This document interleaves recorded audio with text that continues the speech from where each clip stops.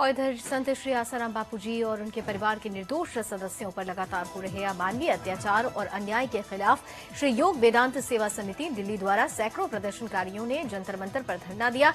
इस कार्यक्रम में संत श्री आसाराम बापूजी के जोधपुर केस पर दिए गए 25 अप्रैल 2018 के न्यायिक फैसले पर असंतोष और रोष प्रकट किया गया।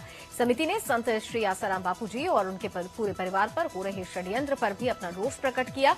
इस धरने में देश के विभिन्न क्षेत्रों से आए हुए हजारों की संख्या में सनातन धर्म और संस्कृति में आस्था रखने वाले लोगों ने चिंता व्यक्त की और कहा कि कानून की आड़ में निर्दोषों और हिंदू संतों को झूठे आरोपों में समाज में बदनाम करके सताया जा रहा है। 2018 25 अप्रैल को ही बापूजी के जोधपुर केस का फैसला आया था, जिसमें उनको आजन्म तक कैद में रहने का फैसला दिया गया।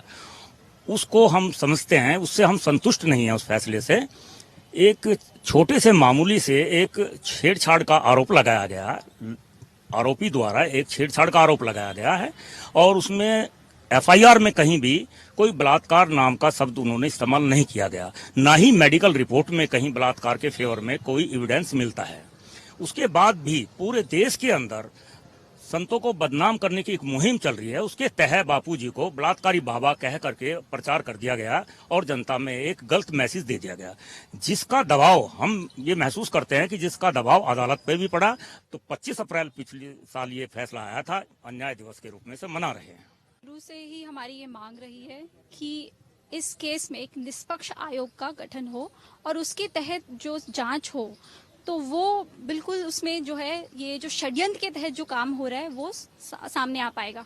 हम इसलिए ये कह रहे हैं क्योंकि देखिए आमतौर पर अगर किसी भी डिग्निटरीज पे ऐसा आरोप लगता है, जैसे कि देखा जा रहा है अब सीजीआई के ऊपर आरोप लगा, तो होता यही है कि पहले इन्वेस्टिगेशन होता है, एक कमेटी बैठाई जाती है सरकार के द्वारा और उस कमेटी के इन्वेस्टिगेशन के रिपोर्ट के ऊपर पे एक्शन ली जाती है।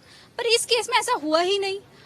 एक एफआईआर दर्ज हुई और बिना खबर तबर में, बिना इन्वेस्टिगेशन के, बिना प्रॉपर इंक्वायरी के, और एफआईआर में जब साफ साफ लिखा हुआ है no rape, no abrasion, not even a physical assault और अ स्क्रैच, जो मेडिकल रिपोर्ट में कुछ ही नहीं है, तो किस तथ्य पे इस केस को आगे बढ़ाया गया है, उन्हें अरेस्ट किया गया है और उनको एक बार भी, एक दिन के लिए, एक सेकंड के लिए भी बेल नहीं दी गई है। और उनकी उम्र आप देखिए 83 इयर्स, इतने वृद्ध होने के बाद, और उनको बहुत सारी उत्पीड़ना दी जा रही है। तो हम लोग अब क्या करें? हम लोग अपनी वेदना किसको सुने? लोगों को ऐसे दिवस मनाने पड़ रहे हैं। हमें लग रहा है कि हमारे साथ बहुत अन्याय हो रहा है, इसलिए हमें